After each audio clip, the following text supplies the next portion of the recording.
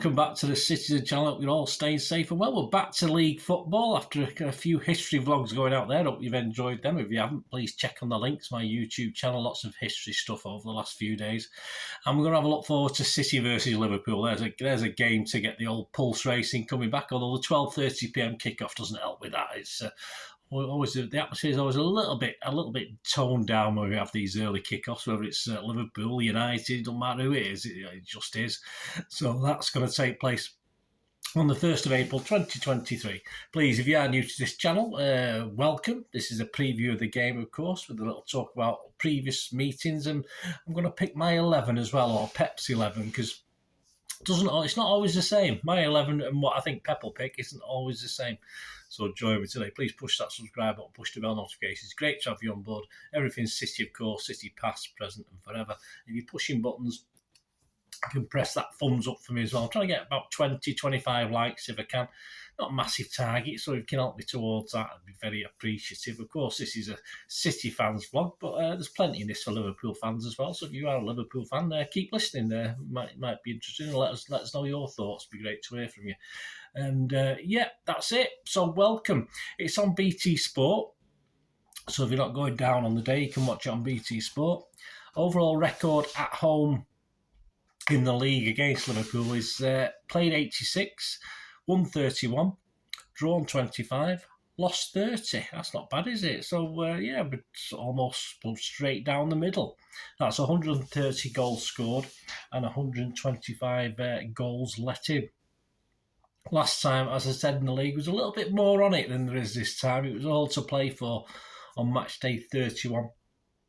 Was City top of the league at the time, and Liverpool 1 point behind. Yeah, we're going back to the 10th of April, so almost a year ago, 10th of April 2022. It was a 4:30 PM Sunday kickoff, this one, and it did end up, of course, to our benefit, and a win would have been nice, but Liverpool definitely needed the win, being a point behind us, but it ended up 2-2. And the team that day was Ederson, Walker, Stones, Laporte, Cancelo, Rodri, KDB, Bernardo, Jesus, Foden and Sterling. Yes, and this is taken from my match report at the time. 5 minutes, a quickly taken free kick is fed to KDB, who is direct, and his shot takes a wicked deflection off Matip that sends it into the post and into the net. So that's 1-0. But 13 minutes, Jota for Liverpool. We didn't clear our lines, unfortunately. A little bit soft as it's side-footed under Ederson. 23 minutes, Ederson wants to see if the goal line technology is working. That's when he miscontrolled it. Managed to get back and get it off the line, if you remember that one.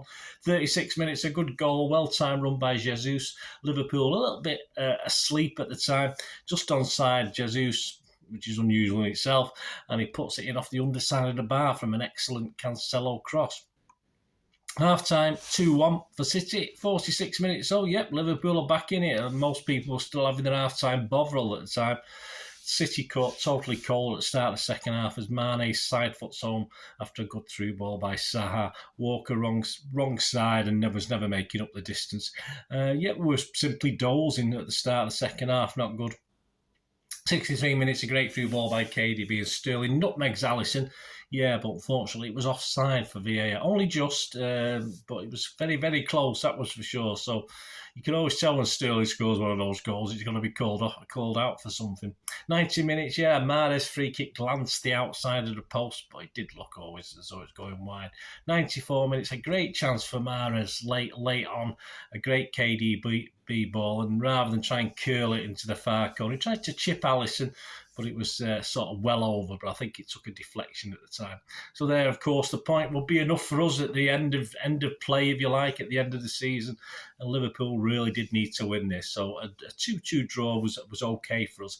It won't be so okay this time, of course. Who's in charge? Well, we've got one of the, as we get now, one of the least experienced referees, Simon Hooper's in charge of this one. He last ref City on the 4th of March in a win against Newcastle. He's refed us 6 times, 4 wins, 2 draws. Well, so at least we've not had a loss yet. Fingers crossed. 4 bookings to City players in those games, so it doesn't show many cards. Old Simon Hooper, perhaps he might do in this one. His assistants is Lino's Adrian Holmes and Simon Long, not the DJ. 4th official Graham Scott, and on VAR we've got the guy who was kicked off it a few weeks ago for cocking up. John Brooks is back on VAR, and his assistant making the pot noodle Matthew Wilkes. So there you go. What a combination that is. So how are they doing? How are old Liverpool doing? Well, it's not been the greatest season, has it? It's been one of those weird seasons. Jurgen Klopp's side are currently 6th in the Premier League. 42 points from 27 games. And although it did appear as though the season was turning around just a little bit last month, some good results. But then, of course, a recent result, the 1-0 loss at Bournemouth, the last league game they played, sort of stuttered that little run. And then obviously they went over to the Bernabeu on a hammering, hiding to nothing. Perhaps they wanted a little bit of face saving there, perhaps get a victory, get a draw, but they lost that game 1-0 as well, so a 6-2 on aggregate. So even though it looks as though they turned things around a little bit, it's been stymied, it's been stuck a little bit the last couple of games. The current top scorers and assists, you've got Firmino, of course, who is supposedly on his way, 10 goals, 5 assists, I think I'm right in that. Nunez has 14 goals, he's done very well, 4 assists, and Salah, of course, has been a little bit more himself recently. He scored 22 goals and 11 assists. That's quite impressive. He's played without people like Harry Kane and Erling Haaland about. It'd be very, very impressive. On the injury front, yeah, they do have problems like we have. Nunez and Cody Gakpo withdrew from their respective international squads during the international break. I'm not too sure whether it's just to check, or just to be careful, while there's still question marks over the likes of Luis Diaz and Thiago whatever he's called, Thiago. I'll just call him Thiago. I'm not going to call him his surname. They've not travelled well this season. As I said, they've done a little bit better recently, apart from the Bournemouth game. But they've not been travelling well. They've just got 3 victories in 13 away trips. But this is it now. There's nothing, is there? They've still got Champions League. That's what they've got to aim for. That's the holy grail this season. But they will need to start picking up away points. And so I expect them to be, as we would expect, to be a big threat in this game unless City get a grip of it fairly early. With no quadruple distractions this season, they can go full head on for this, and they've got 12 league games left, and they're going to put, I'm sure, everything into that last 12 games to get that certainly get the 4th spot, if not better, in the Premier League. But it all depends on us, doesn't it? All about City. We've been in fairly good form, I think we can say, before the international break. It came at the wrong time for us, but it has thrown us a couple of problems, as it sometimes does. I mean, one of our most, if not our most informed player, if you discount the big lummox up front, Foden will be missing for anything up to 6 weeks. Depends how big his appendix was that they took out. So there's a big, so obviously that's not going to happen for Liverpool, definitely. And there's a big question mark, and his dad has told us anyway that it's debatable whether our big lummox returned early with a groin strain, of course, will play in this one. We have to be very wary, because I think that's a part of his problem at Borussia Dortmund when he missed games, was groin injuries, groin strain. So we have to be very carefully monitored. And personally, I'll be surprised. I'll be surprised to see him against Liverpool, which is a bit of a blow, to be honest with you. So from the back, if everybody else is okay after the international break, I'm recording this on the Tuesday, the 20, what date are we? Tuesday the 28th of March, so a good 4 days before, so a lot of things could happen. We can get gallery pictures of Erling Haaland tearing around the training pitch and stuff like that. But based on what I know at the moment, it's got to be Walker over Lewis, surely, at the back. Surely Stones won't be played on the right. He won't be played as a sort of roving right back in this one.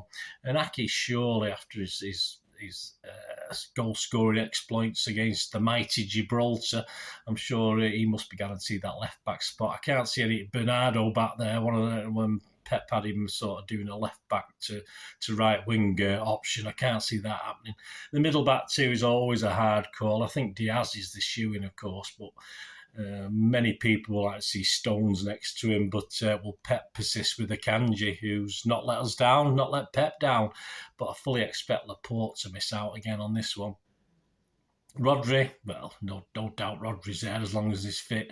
And yes, with the middle, as I say, there's a big question over Marc over Haaland. I don't think he'll play. So that gives options. It gives, if you got Rodri, then in front of those, you can play Gundogan can certainly play in KDB as well in there.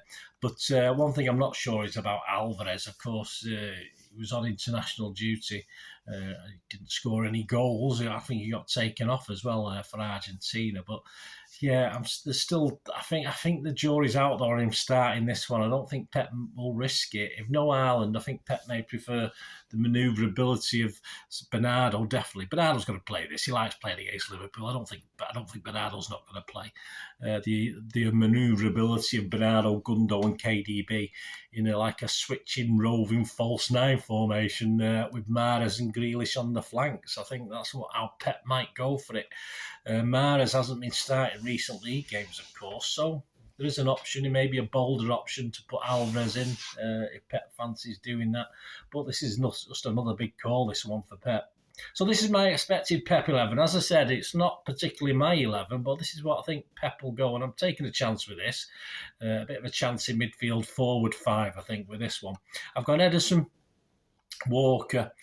I think he'll stick with the Kanji next to Diaz, Aki, Rodri, Gundo, and Bernardo, and then up front, well, I'm not up front because Gundo, Bernardo, Mahrez, KDB, and Grealish can all flit around, especially Grealish, KDB, Bernardo, and Gundogan. Of course, not so much Mahrez. I expect Mahrez, but I think Mahrez will be brought back into the fold for this one. He helped Algeria qualify, of course, for their thing. I can't see him leaving Mahrez out again. As I said, I think he's had few and far between league. He's been playing in the cup matches, but he's not been playing the league games. So there you go. That's my thoughts. As I said, I'd like to see personally. I'd like to see Stone starting this. I'd like to see Alvarez starting this, but I'm not overly convinced that they will. So it's Ederson, Walker, Kanji, Diaz, Aki, Rodri, Gundo, Bernardo, Mahrez, KDB, and Grealish. Yeah, KDB number 9. KDB is as I said, in a fluid forward, a fluid moving 5 at the front. I think that's what I'm classing KDB as. I mean, I could have easily stuck him in the middle and put Bernardo up there or Gundogan up there. It wouldn't have made any difference. Same idea. So there you go. Let me know your thoughts. Let me know your thoughts of a lineup. Match predictions. Yeah, Andy Morrison's been a bit negative. He went for 1-1 on this one, so not very good, Andy. We've got to win this, mate. If we don't win this, just give it to Arsenal. Personally, I think it'll be tight. I've gone for a 2-1 win for City. So before we go on to a quick look at the value and odds, of course I don't condone gambling when the funds stop. And the general odds as at the 27th of March 2023, and these are all average prices. You can get better if you shop around. To win the league, Arsenal are now pretty firm favourites. It was close up to the international break. But with Arsenal now going 8 points ahead, even though they've played a game more, they've been firmed up to 8-13 on, and you can get 11-8 against now on City, which I think are reasonable odds under the circumstances. Personally, I probably think Arsenal should be a bit shorter. Liverpool to get top 4, yeah, quite low. I mean, this 9-4. It's going to take some doing, but they can do it. So 9-4 might be worthwhile. The match odds for this one, City are only 4-7 on, so if you don't mind odds on, that's fine. A draw is 16-5. Liverpool 9-2. So some value for City and Liverpool fans. First goal scorer, I've done it without Haaland. So you got people like Alvarez, if he does play, you can get 9-2. Mahrez, you get 7-1. KDB, who has been scoring recently, you can get 12-1. Of course, on Liverpool, you got Salah 8-1 and Nunez, if he is fit, 9-1. So they're always worthwhile if you're a Liverpool fan having a little flutter. Anytime goal scorers, Mahrez and KDB probably for City, 21-10 for Mahrez and 4-1 to KDB, which is a good price. I mean, you sometimes get a lot less than that. KDB, Salah 17-5, Nunez is 3-1. Correct score last season it was 2-2. You can get 14-1 on that. Andy Morrison's predicting 1-1. You can get 7-1 on that. I'm going for 2-1 for City. That's 15-2. Other scores: 1-0 win for City, 8-1. A 3-1 win for City, 11-1. A 2-1 win for Liverpool, 16-1. Half-time, full-time, City. I like that, 6-4. Probably more likely a draw in City, 15-4. Although the longer it goes, I think Liverpool will grow in confidence. A draw, 6-1. Goals over and under, I can't see it. All right, I want to see 5 or 6 in Liverpool's net. I want to see us, but I can't see it. Over 2.5 is a safe odds on at 8 to 13, if you don't mind that. Over 3.5, a bit more generous, 6 to 4, but there's probably reasons for that. Under 3.5, you get 1 to 2. So yeah, the bookies aren't thinking it's going to be a massive scoring game. Both teams to score. Bookies fancy both. Yes, I don't particularly disagree with that. 4 to 6 on. No is 6 to 5 against. We could end up with a 0-0, couldn't we, in theory? The winning margin, a City 1-goal winning margin, 5 to 2, 2-goal 7 to 2, 3-goal 13 to 2.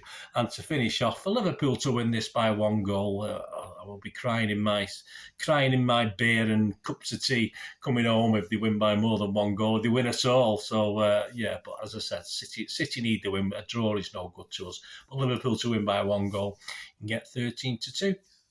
So there you go, guys. Let me know what you fancy. Even if you tell me after the event, let me know what you've won on or what you came close on, which is more or less what it is these days. But thanks for joining me with this preview. A big game, of course it is. And as I say, anything less than a victory for City may sort of carbosh things. 11, if Arsenal win 11 points behind, all right, with the game in hand, with 10 games to go. It's still doable, but hey, it's getting to the stage now where you're going to have to sort of hold your hands up and say, yeah, okay, best team won. And, well, as long as that happens, we're all right, aren't we? Anyway, let me know, guys. I'll be back with the ratings, of course, and talking point shows. Probably both. I might do both Saturday. There'll certainly be one out on Saturday night. It might be talking points might go out on Sunday, but depends on timings, etc., and what we've got on. And of course, next week it's a quiet week as well, so there's no previews coming after that next week. So there'll be some more history features coming out as well, and then obviously we do have a trip to the Southampton next week, and then obviously all builds up, doesn't it, with the old Bayern Munich, etc. Thanks for watching, guys. Until we meet again, that's one thing, don't I? Please stay safe, Blues. Come on, City. Bye for now.